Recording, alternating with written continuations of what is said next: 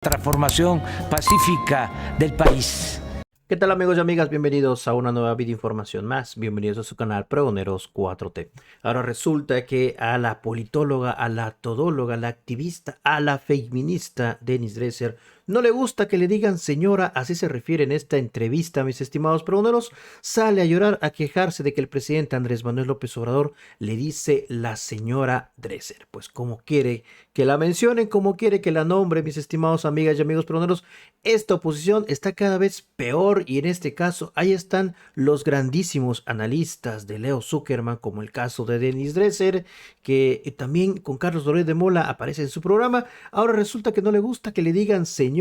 Vean el ridículo a nivel nacional. Dios le da sus peores batallas a sus mejores guerreros. Pobre Denise Dresser, que se desquicia cada que le dicen señora, dice este usuario en redes sociales. Dice la señora Dresser que no le gusta que le digan señora, pero sí es señora. Y a las señoras en México siempre le hemos dicho así sin ningún problema. En fin, así la oposición en nuestro país. Vean este video que se está haciendo viral en las redes sociales. La están tundiendo con todo a Denise Dresser.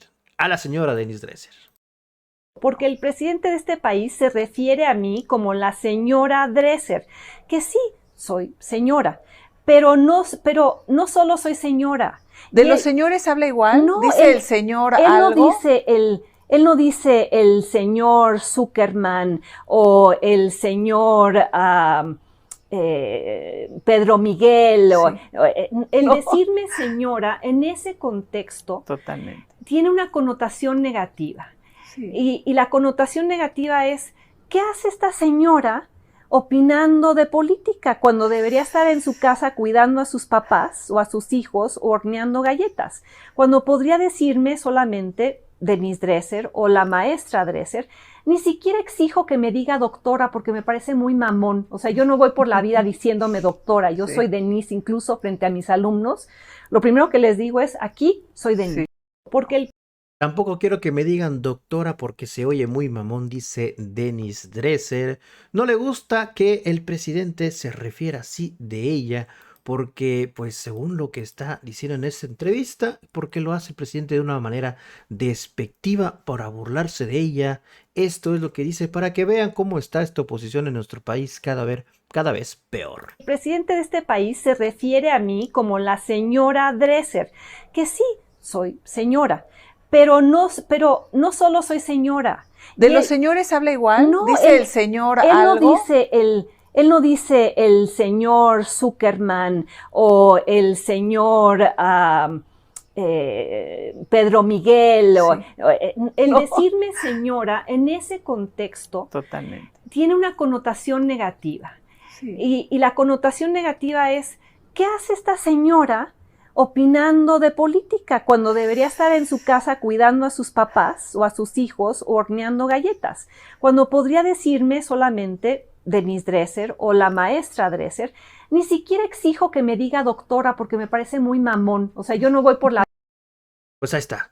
El ridículo a nivel nacional y otro que salió también a hablar de todo este tema y hablando del presidente Andrés Manuel López Obrador fue ni más ni menos que su propio compañero en Latinos, Lorenzo Córdoba, el expresidente del Instituto Nacional Electoral, abiertamente se lanza en contra de AMLO diciéndole que es un autoritario. Desde el principio él ya lo daba a conocer. Vamos a escucharlo.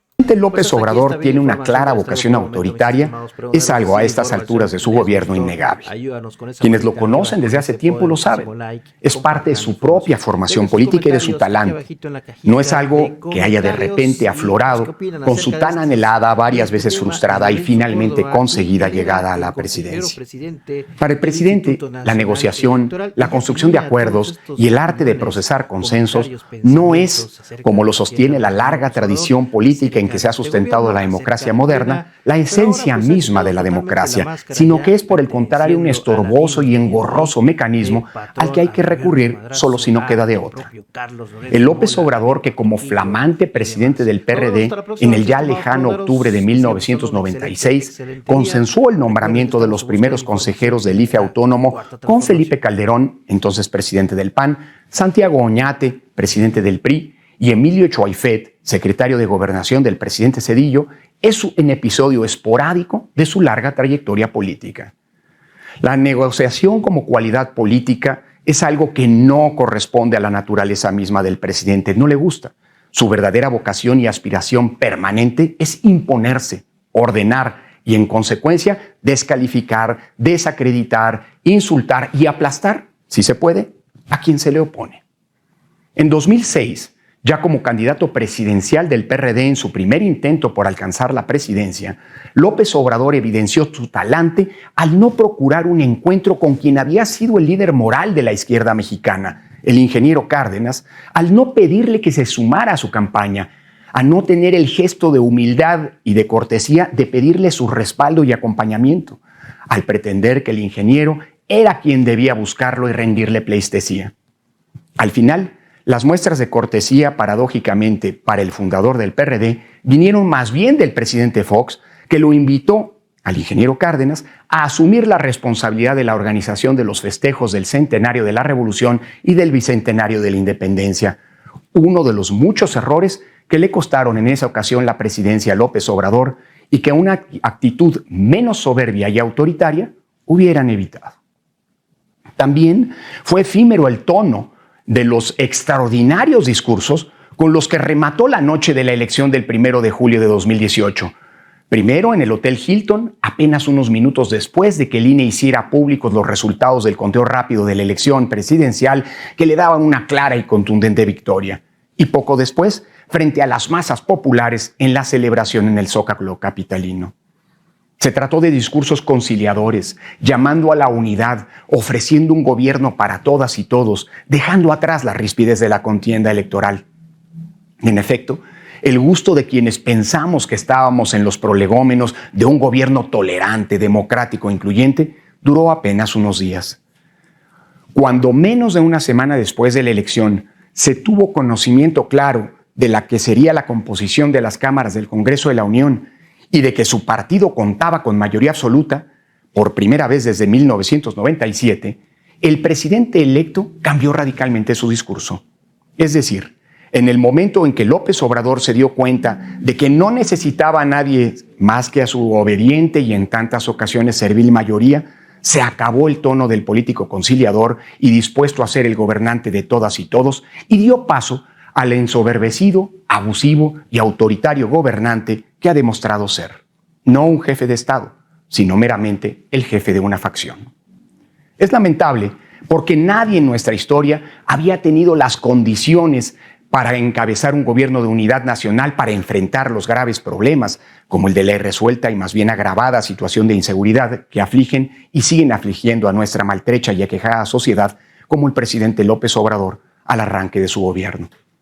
La vocación autoritaria del presidente se ha manifestado una y otra vez que ha tenido que enfrentar los controles que la propia Constitución le ha puesto al ejercicio arbitrario del poder. Cada vez que su voluntad unilateral no logra imponerse, cada vez que encuentra un contrapeso institucional que se le opone, el presidente hace gala de su verdadero y profundo talante y descalifica, agrede y ataca. Cuando el presidente encuentra un obstáculo a su voluntad omnímoda, pues no procura construir soluciones de consenso, busca destruir esos obstáculos. La historia de desavenencias con el INE así se explica por la negativa presidencial a acatar la ley y las prohibiciones constitucionales. Así ocurrió también con el INAI y su intento por paralizarlo. Y así está ocurriendo hoy, de nuevo, con el destinatario del hostigamiento gubernamental en estos días y del mismo oficialismo, así como de la furia de quien nos gobierna, el Poder Judicial. Por eso es importantísima la respuesta de la ciudadanía que hoy, como ayer lo hizo por el INE, su INE, está saliendo a defender a un poder sin cuya existencia e independencia simple y sencillamente es impensable la democracia, el Poder Judicial, que tiene la función de proteger a la Constitución y los derechos de todas y todos frente a los abusos de los gobernantes, sean estos quienes sean.